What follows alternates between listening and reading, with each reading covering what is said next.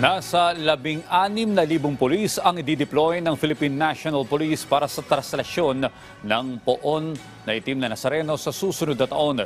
Pero ang bilang niyan ay posibleng madagdagan pa habang patuloy ang ginagawang paghahanda ng PNP.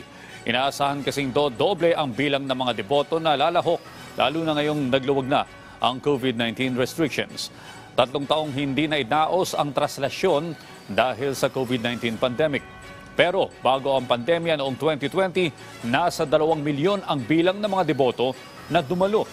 Sabi ng PNP, magkakaroon din ng controlled areas kung saan ipagpapawal ang backpack. Maliban na lamang kung transparent ito. Hindi rin papayagan ang bottled canisters, payong at pagsusuot ng sombrero.